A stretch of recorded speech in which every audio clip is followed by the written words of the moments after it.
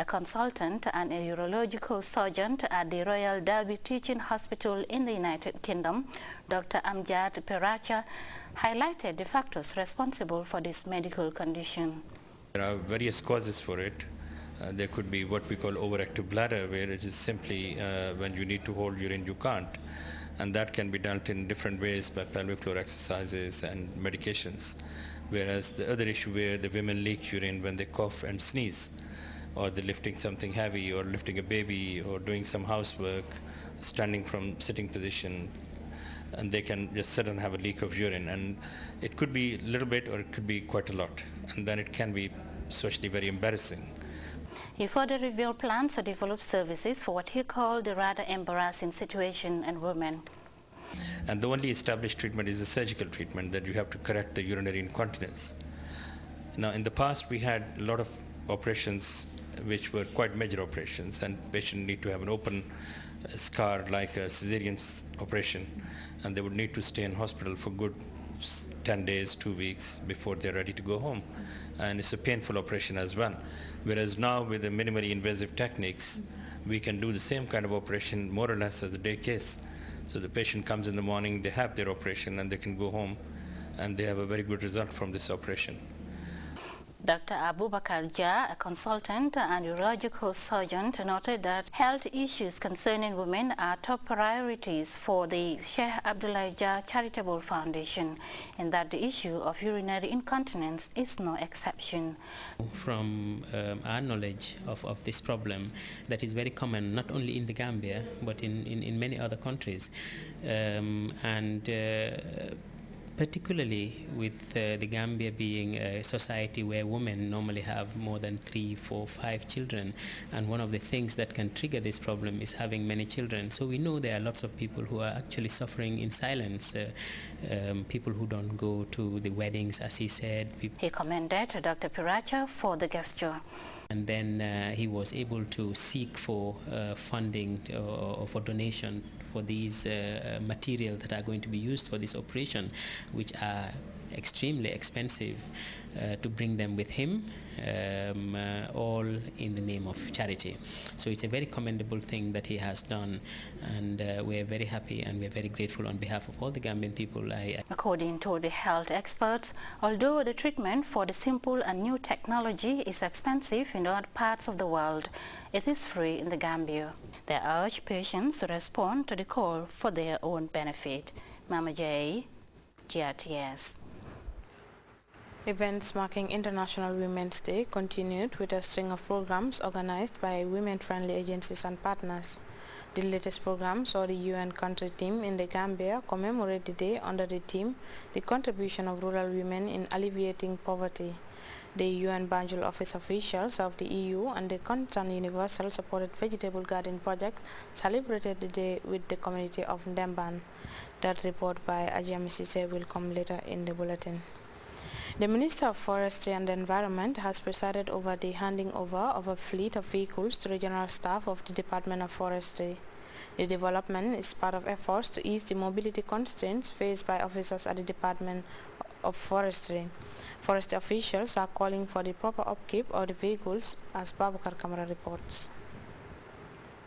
I am indeed highly honored and delighted today to commemorate and commission 4 brand new double cabin Toyota pickups for the Department of Forestry.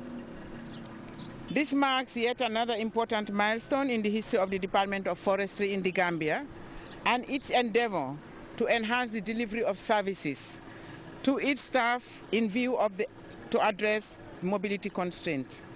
She presided over the commissioning of new double cabin pickups barely 1 month to her appointment as Minister of Forestry and the Environment. Her intervention to relieve mobility constraints for the Forestry Department comes courtesy of President Jammeh's support through the National Forestry Fund under the Ministry of Finance. This year, the Department of Forestry was able to purchase 4 brand new Toyota pickups in addition to the 2 pickups bought last year from the same fund, thanks to the support of the President of the Republic of the Gambia for his timely intervention in the crucial moment of the department. The Director of Forestry, Abdullah Sane, recounted past challenges, expectations and prospects for the Forestry Department. these millions of money being pumped just to buy vehicles. It's not for luxury. It's to address environmental concerns and social concerns. Environmental concerns, you know, the illegal activities that are going on, to curb them, because government is not leaving any stone unturned on that. When you come to tree planting during the rainy season, it's another thing.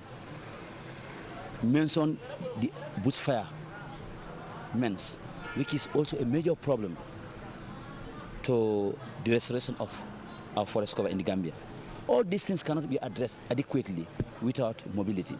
Director Sani warned his regional staff over mishandling of vehicles and further challenged them to live up to expectations that commensurate with their new motivations. Getting the vehicles alone is not enough, but handling of vehicles and their maintenance.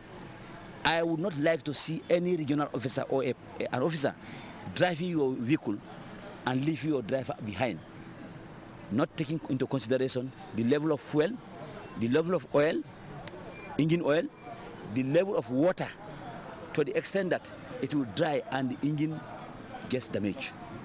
The new 4 double cabin pickups are intended to enhance improved protection of the country's forest vegetation cover.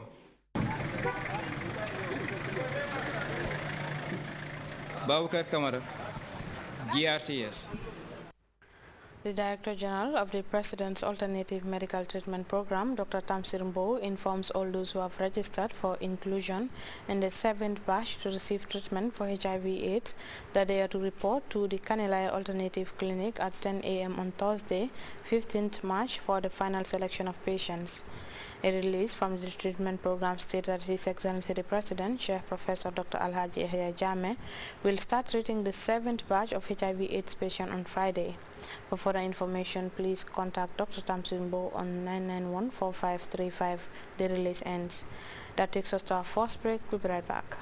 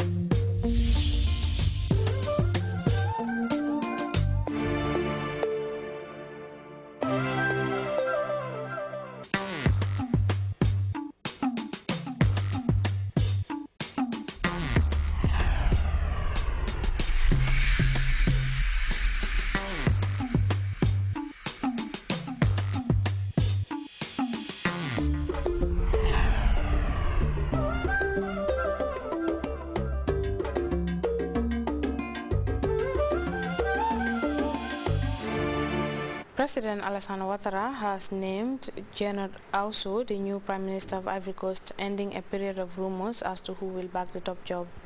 The Secretary General of the Ivorian government confirmed the report, saying Ousso replaces Guillaume Soro, who is now the new Speaker of Parliament. We have details in this report.